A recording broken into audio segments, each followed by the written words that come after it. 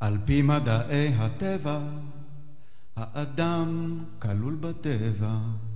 אם כלול האדם בטבע, כלולים כל מעשיו. יוצא שעל פי המדע, טבעי הוא מעשה האדם, אף פרי מעשה האדם, טבעי הוא לכל פרטיו.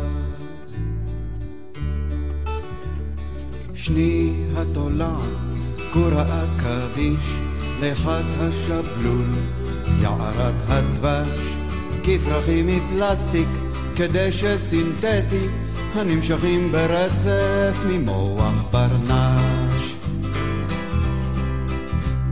קיני נמלים, מאורות שועלים, מעונות אריות, שריוני צבים, כממגורות חיטה, כמעונות עובדים, כתשלובת נשרכת מאנשים. כקליפת אגוז, כחרצן אפרסק, כבית שורשים, כשלכת עלים, כן סירה בים, חתיכת אורניום, חנות תשמישי, ירחוני נשים.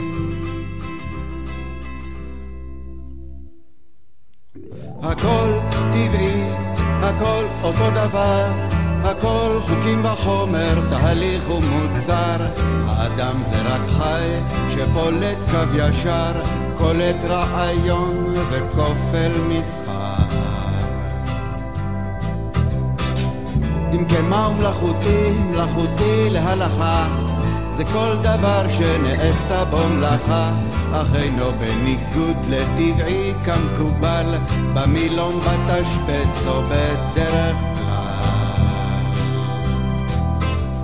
אמנם לפעמים שומעים דיבור על חזרה אל הטבע ועל ניכור, אך הטבע זה אנחנו, זאת יש לזכור, על פי המדע אין לאן לחזור. אבל אם בכל זאת מרגישים הבדל בין צחוק מעושה וצחוק מתגלגל, אז ברוך השם, תודה לאל, ברוך השם, תודה לאל. ועוד על פי המדעים נוצרו העולם והחיים בשל נסיבות ותנאים שנתהוו מן הסתם. מן הסתם, מה זאת אומרת? שהתרחשו בשרשרת שלא מתחילה או נגמרת, אקראית מאז ומעולם. סתם שוטטו להם כמה חוקים, כמה חוקי טבע חצי זרוקים, איך הם הגיעו לכאן בכלל, סתם שוטטו להם בחלל. והנה עולם ממש לקראתם, עוד קבוצת חוקי טבע גם כן סתם. ואם כבר אז כבר התחברו הקבוצות, והיו פיצוצים ושלל ניצוצות.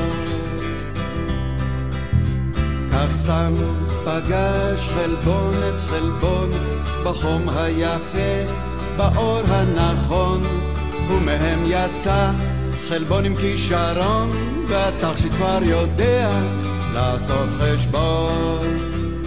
סתם.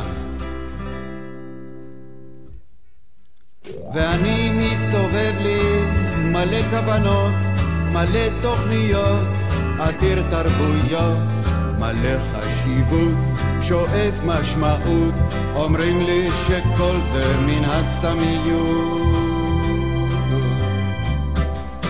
קצת מעליב, מאוד מעציב, על סתם אני לא הייתי שם כל כך הרבה תקציב, ועוד עם סרח העודף זו המטה שארית